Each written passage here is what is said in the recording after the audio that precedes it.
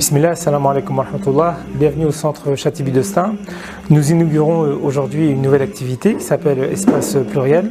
Cette activité a pour but d'inviter des personnalités d'horizons divers de la communauté musulmane pour pouvoir confronter un petit peu leurs idées. Le but n'est pas de souscrire à tout ce qui va être dit par les différents invités, mais de donner tout simplement à des personnes dont on pense qu'ils ont un angle de vue différent, qui ont parfois une pensée iconoclaste, voire même dérangeante, l'occasion de pouvoir discuter et d'échanger.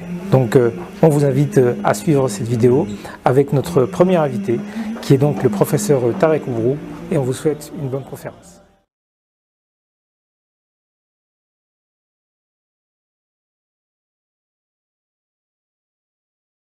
Les situations, parfois, nous poussent à reviser nos convictions. La réalité, parfois, nous pousse à revoir la copie. Ah, ça ne fonctionne pas. Pourquoi ça ne fonctionne pas? Ah, je vais vérifier le hadith. Ah, je pense que le hadith est sahih, alors qu'il n'est pas sahih. Mais s'il n'y avait pas la contrainte, je n'aurais pas pu vérifier le hadith. Ce sont les situations qui font que je reconfigure mon rapport au texte. C'est ce que les savants faisaient. Dès que le hadith ou bien le verset devient dans son application problématique, on change son interprétation. Si c'est un hadith, on revoit son authenticité. Si le texte est mutawatir et sahih, on le sauve, on le conserve, mais on le sauve par ta'wil. L'interprétation sauve le texte. On ne change pas les textes. On change la perception.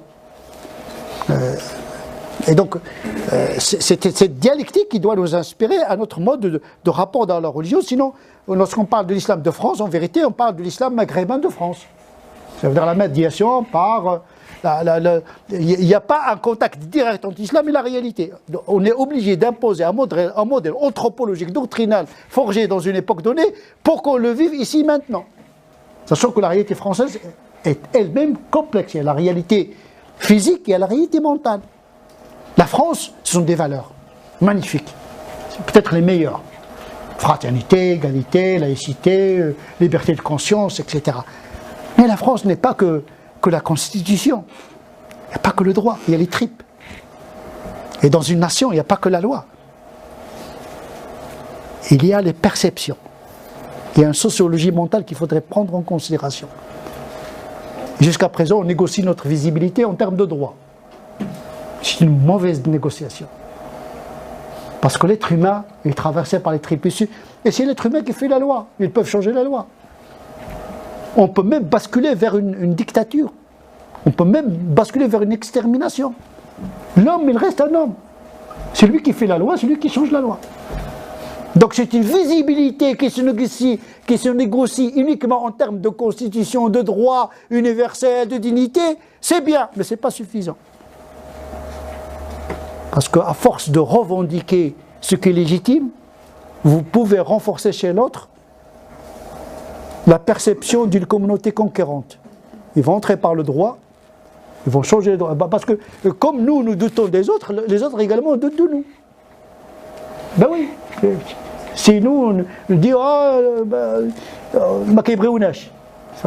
c'est une formule comme un verset coranique, à force de la répéter, on ne nous aime pas. Mais qu'est-ce qu'on a fait pour être aimé? On aime les gens intelligents, on aime les gens qui sont forts, qui sont riches, qui sont influents. Mais l'humanité n'aime pas les pauvres et les marginaux. Il faut se faire aimer. Mais oui. Il faut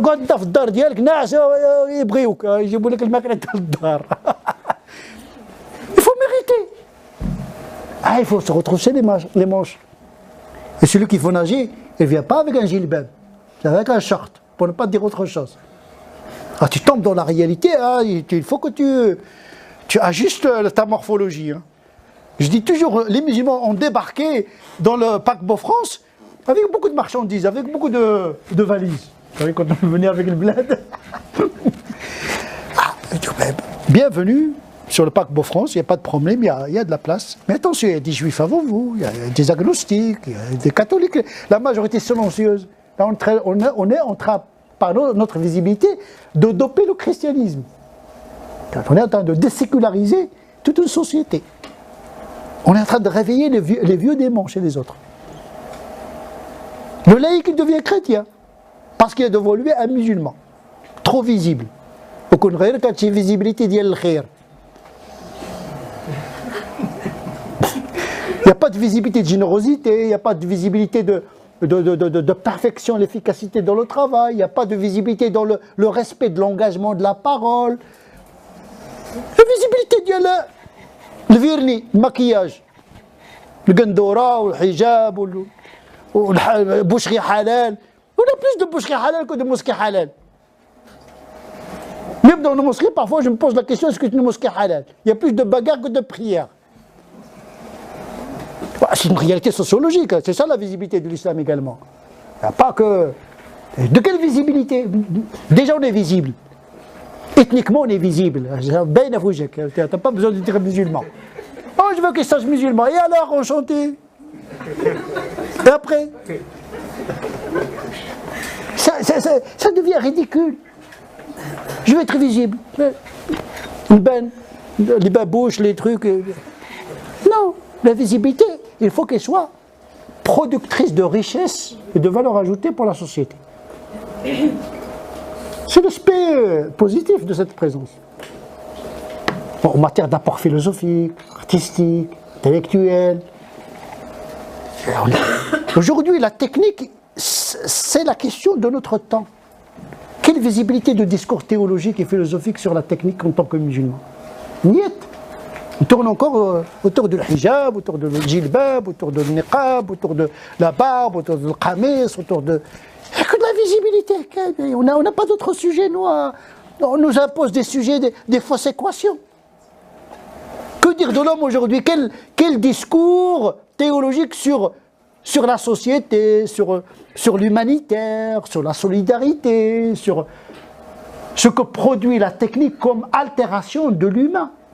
On parle de l'augmentation de l'humain, on est en train de le diminuer. Il y a l'homme qui disparaît devant la machine.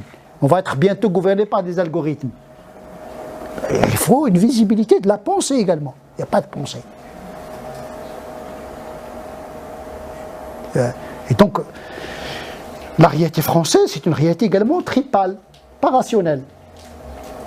Donc il faut apaiser. C'est pour cette raison qu'on a besoin pour le moment d'un discours d'apaisement pour pouvoir entrer en dialogue et communication, parce qu'il faut dire que la société a peur de nous. Nous, on n'a pas de problème peut-être dans notre tête, mais ce qui se passe dans le monde musulman, les masses médias, ce qu'ils véhiculent, il faut entrer dans la tête d'un commun des Français. Un bombardement matin et soir. C'est même un miracle que les musulmans ne soient pas agressés matin et soir. Mais ça risque d'arriver. Ah oui, tout est probable. Donc, moi, en tant que théoricien, métaphysicien, je vois le présent, mais je vois le temps lent. Le temps de la religion, ce n'est pas le temps politique. Ce n'est pas le temps de l'identité. C'est une vision qui s'inscrit à long terme. Si on veut vraiment que l'islam soit une religion de l'Occident, il faut du temps. Et celui qui veut courir 40 km, ce n'est pas comme celui qui veut faire 100 mètres. Ce n'est pas le même rythme. On commence d'abord par l'aqidah, par l'ibadat, par le dhikr, des pratiques invisibles, la pensée intime de Dieu. En marchant, il pense à Dieu. À quoi ça sert d'avoir une gundura et le corps vide de Dieu? Ah, quand même, c'est catastrophique. Le hijab, mais pas de prière. Bon, à un moment donné, il faut organiser tout ça. Hein. Moi, je demande à réorganiser tout ça. Mais oui! L'homme, il est nu, on lui dit qu'est-ce qui te manque? Je veux un anneau. Au moins un slip, puis un serwal, puis. العورة الصغرى, العورة الكبرى, la grande nudité, puis la grande nudité. Non, il veut le khatem. احنا بدينا بالخاتم. Non, il faut commencer d'abord نستروا العورة الكبرى. Je pense qu'il y a un désordre religieux aujourd'hui. Il n'y a pas même avec Dieu, il n'y a pas d'organisation dans le rapport avec Dieu. On commence par quoi? J'ai l'impression qu'on commence par la fin. Mais je pense à ce rythme-là, si on continue comme ça, moi je vous donne 20 ans, il y aura une extinction de l'islam. Un épuisement de la foi. Parce que l'expression de la visibilité n'est pas proportionnelle à l'enracinement de la foi.